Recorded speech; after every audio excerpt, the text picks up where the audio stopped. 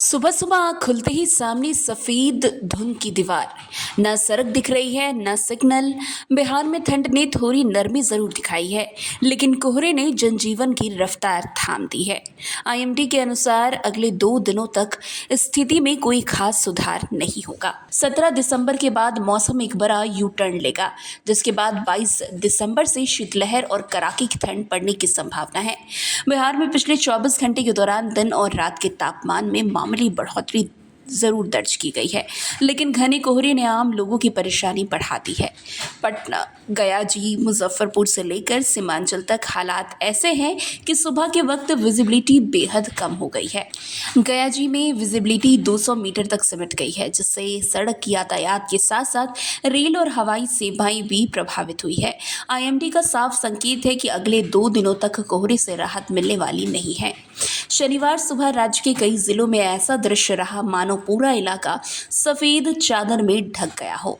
सड़कों पर वाहन रेंगते नजर आए और कई जगहों पर लोग सुबह देर तक घरों से बाहर नहीं निकल सके।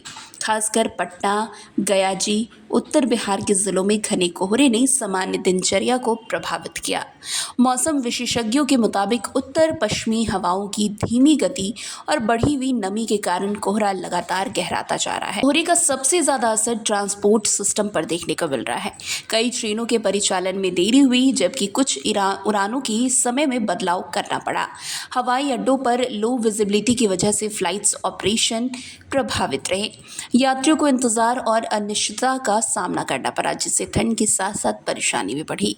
वैसे बिहार मौसम सेवा केंद्र ने अगले 2 दिनों के लिए 24 जिलों में मध्यम से घने कोहरे का पूर्वानुमान जारी किया है। इसमें पटना, गया जी, मुजफ्फरपुर, पूर्णिया, भागलपुर और किशनगंज जैसे प्रमुख जिले शामिल हैं।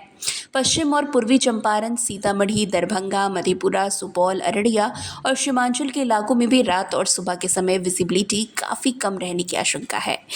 विभाग का साफ कहना है कि नमी बढ़ने पर कोहरा और घना हो सकता है, जिससे विजिबिलिटी 50 मीटर तक पहुंच सकती है। वैसे पिछले 24 घंटे में न्यूनतम तापमान में हल्की बढ़ोतरी दर्ज की गई है।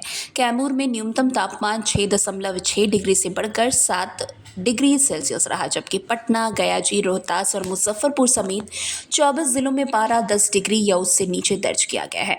समस्तीपुर के पूसा में 7.9 डिग्री सेल्सियस तापमान रहा। हालांकि मौसम वैज्ञानिकों का कहना है कि ये राहत अस्थायी है और ठंड के तेवर अभी और तीखे होंगे।